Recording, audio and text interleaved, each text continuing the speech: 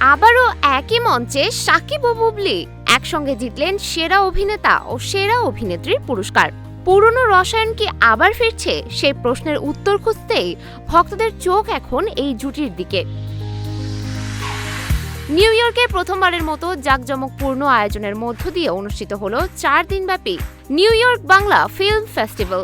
আর সেখানেই সেরা অভিনেতা এবং সেরা অভিনেত্রী নির্বাচিত হন শাকিব খান ও Shabnam Bubly. Jamaica performing arts সেন্টারে আয়োজিত এই উৎসবটি প্রবাসী বাংলাদেশি দর্শক এবং স্থানীয় চলচ্চিত্র প্রেমীদের মাঝে ব্যাপক সাড়া ফেলেছে। প্রিয়জন ফিল্মস ও লেমন স্টুডিওর যৌথ উদ্যোগে এবং আমেরিকান বাংলাদেশি প্রডিউসার অ্যাসোসিয়েশনের সহযোগিতায় এই আয়োজন সম্পন্ন হয়। স্পন্সর হিসেবে ছিল অল কাউন্টি হোম কেয়ার।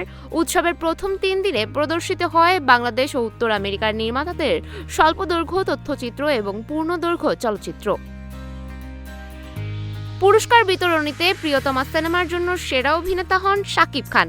দেয়ালের দেশ চলচ্চিত্রে অভিনয়ের জন্য সেরা অভিনেত্রী নির্বাচিত হন শবনম বুবলি। আর 1971 সেই সব দিন নির্মাণের জন্য সেরা পরিচালক হন হৃদি হক।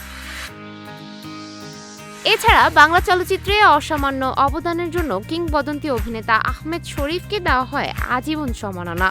আয়োজকদের মতে এই উৎসবের লক্ষ্য ছিল প্রবাসী নতুন প্রজন্মের সঙ্গে বাংলা চলচ্চিত্রের সেতুবন্ধন তৈরি করা এবং আন্তর্জাতিক অঙ্গনে বাংলা সিনেমাকে আরও শক্ত অবস্থানে নিয়ে যাওয়া। সব মিলিয়ে প্রথম আয়োজনই সফল এই উৎসব বাংলা চলচ্চিত্রের জন্য নতুন সম্ভাবনার দ্বার খুলে দিয়েছে।